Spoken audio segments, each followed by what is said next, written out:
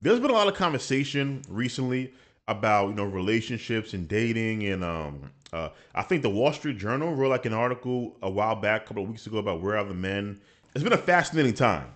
But recently, there was a video that went viral of these group of white women, I think they were, and one of them was talking about how she went out and no guys approached her, or whatever. I better pay attention to me tonight. I'm so fucking sick of this shit. Oh my god. Touch a boob, buy a drink. I mean, it's like very fucking simple.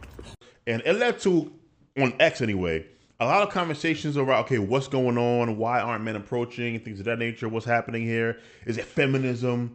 Is it the Me Too movement? I'm sure all of these things played a role. Like, these things were factors. But I think really at the root of what's happening here is it's hard for men to approach women. And it's probably always been that way.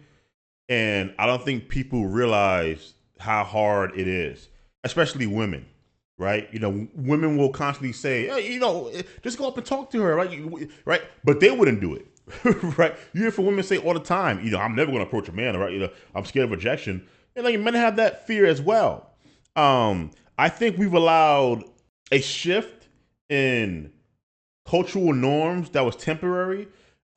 We've allowed that to kind of create a lens in which we retroactively look at male and female relations as if this was like the norm when it really was the exception. So let me kind of explain to you like why I'm saying that, right? The sexual revolution kind of changed everything, if you think about it. It was a time where people were the free love movement, people were kind of leaving the societal expectations for relationships, right? Like, remember, there was a point in time in America, if you impregnated a woman, like shotgun wedding isn't just like some phrase. It was an actual thing. Like, you weren't going to impregnate somebody's daughter and not marry them if you were a man. And if you were a man, your parents expected you to marry the woman that you knocked up, right? Like, that sounds so foreign to us now, and this baby mama culture that we have here now. But that was the norm in many parts of the country, damn near everywhere in the country, right? And so, once you kind of have, the birth control pill, the invention of the birth control pill, you had the free love movement, the sexual revolution, these things started to change and shift drastically. And out of that, you kind of had kind of what I call the pickup, like the beginning of the pickup culture, right? Where men will go to events, go to bars, go to parties, right? With the desire to, hey, I'm going to this bar. I'm going to talk to some women. Maybe I can take one home with me tonight and have sex with, or I can get somebody's phone number and have sex with her 3, 4, 5 weeks down the line. Some people also went out to bars to find, relationships or clubs or whatever, right? But that kind of happened post the sexual revolution, right? And again, people always partied. People always, I don't want you to think that, the sexual revolution gave rise to clubs. That's not what I'm saying. What I'm saying is the sexual revolution changed kind of the expectations that both men and women began to have in these social interactions, right? Like suddenly you didn't look like a crazy person if you asked a woman, hey, do you want to go back to my apartment? And she kind of knew, you were saying, hey, you want to have sex, right? And, women didn't really ask men, to go back to their apartment.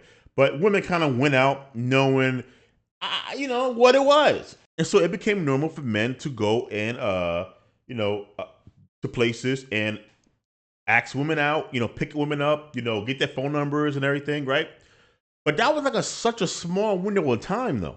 If you remove the sexual revolution, like that decade, those couple of decades, what you have is a case where in a variety of countries, a variety of cultures, the way that men and women got together was through literally like time and exposure via your neighbors, your family, your local church or whatever religious institution that you went to, school, right? Like, and the people that you were around, that was your dating pool. That's it. So if you lived in a small town or whatever, sucks for you, or maybe not sucks for you, but those local people, those local women, those local men, that is your dating pool. If you're in a city, slightly larger dating pool because maybe there's a larger number of people, but it ain't but so large because Again, who you grew up around, right? Your immediate neighbors, right? Uh, who went to your church, who you went to school with, high school with, or college with, but mainly high school. That many people didn't go to college back then. Um, yeah, and then by the time you were like in your early 20s, you got married to the girl that you grew up with, and that's kind of how it was. I don't think we really realize in today's society, in the current culture of post-sexual revolution, going to bars and festivals and wherever to meet women, right? Dating apps now that we have now, like these things require for you to have a certain like skill that most men don't have today, and I would argue most men historically didn't have, right? Like it's not just going up to a woman to talk to her. And I know people think that's the case, and you'll hear women say, just talk to them like a human being. That's bullshit, right? Like you got to go, you have to approach a woman, right? So first, you have to get over the nerves that you have to go and approach this woman to talk to her. Once you get to her, you have to figure out a way to have a conversation in a way that is not creepy, but also interesting, where she wants to talk back to you. And then you have to find a way within this conversation to kind of ask for her contact information. So hopefully you can actually go on a official date down the line where you can actually really get to talk to her. Like, it's a lot of steps. And women, an attractive woman, she has men gawking at her and looking at her and trying to talk to her all the time, right? Though there is this thing where if you're too hot, men don't approach you because you're too hot. But let's say that for like another part of the conversation. And so, yeah, it's not an easy thing to be interesting enough and non-threatening enough when you approach a strange woman to convince her to give you her contact information so that you can go on an official date with her. It requires a gift of gab, a way of confidence, a way with words. You gotta be funny, you gotta be charming, you got to be. If every man was capable of these things, these characteristics wouldn't be so appealing to women. Like they appeal because most men aren't that funny. Most men aren't all that charismatic. Most men don't have like a great gift of gab. But this has always been the case. Before sexual revolution, though, because a woman got to, you and her went to school together, or you grew up together, or your families knew each other, right? Or you got to know each other in church on Sundays, right? Even if you weren't the most charismatic, if you weren't like super funny, women are more receptive to men that they know, even if those men don't have all the characteristics that they might think that they want. And that's kind of the advantage of familiarity that doesn't get discussed when it comes to what's going on with the dating culture now. Because we know less people are going to church. We know that less men are going to college. We know that we are more online. Look, I'm recording this video. And so we're having less face-to-face interactions. I also think we don't really like take into account headphones. Most people, when they leave their house or their apartment, they're trying their damnness to kind of shut themselves out from the world, including me. Like when I leave my apartment to go to work, I put on my headphones as I walk to the train. Once I get on the train, I usually leave my headphones on, but I pause the music and I read a book until I get off the train again, and I put my headphones on until I get to work. Now, women don't approach men, but let's say I was a woman. Because you see women do this all the time.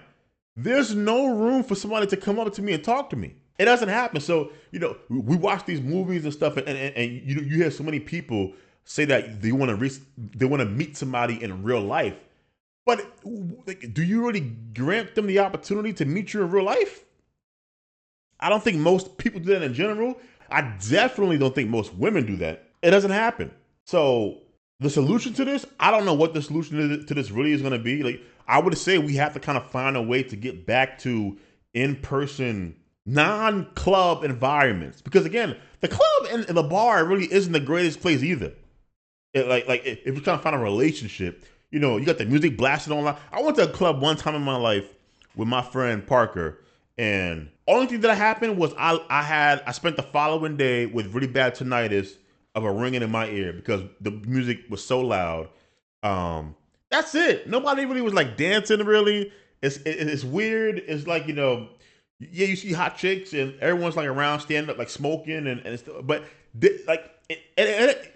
how are you gonna talk to some woman when the music's blasting all loud. Now you're like, yeah, yeah, yeah, can we go? Like, it's not the best environment. We have to find ways to where men and women can come together, right? Because you can't do work anymore, right? Post the Me Too movement. And again, I'm not blaming women. The Me Too movement. I'm sure it has some validity to it, whatever. But one of the products of the movement, dating at work is viewed as such a big no-no in today's time. When historically, like that's kind of how most people met their spouses in our parents and grandparents' generations was at work. It was like, you saw that girl in the office or whatever, right? Like, maybe you was working in the mail room and you delivered the mail and she was a secretary. And that's kind of how men and women got together. Again, familiarity. You don't have to be super amazing when a woman meets you day after day after day after day. You can kind of, reveal more of who you are. She gets to see you as a more complete man. The, you know, each time she has exposure to you. And that's kind of what we're missing now. We made it inappropriate in the last couple of places where you still have that male female, in real life interaction like work, and then all these other places, church. Although there is some evidence that church attendance is going up, but overall, less of us go to church. We spend less time outside. Like, I live in New York City. Most people don't actually interact with the immediate neighbors. Like, they don't know. Like, I don't talk to any of my neighbors really, right? So, yeah, it's a complicated problem to solve. But I think scapegoating feminism, scapegoating the Me Too stuff, and again, I'm sure it played a factor, but I really do think this kind of goes back to, the hookup culture, the sexual revolution, changing the way men and women kind of relate to each other. I think that lasted longer than people thought. So even when the sexual revolution itself might have died, as far as, its end date, I think we were kind of relating men and women in that environment a couple of years after that. And now that it's finally, gone, because it's totally gone now, you kind of realize how much those traditional avenues that men and women use to get to know each other actually do matter and did matter. So, yeah, I don't know. Let me know your thoughts. Do you agree with me? Do you disagree with me in the comments down below? I'll be interested to see, what the consensus is about this. Yeah, until next time, deuces.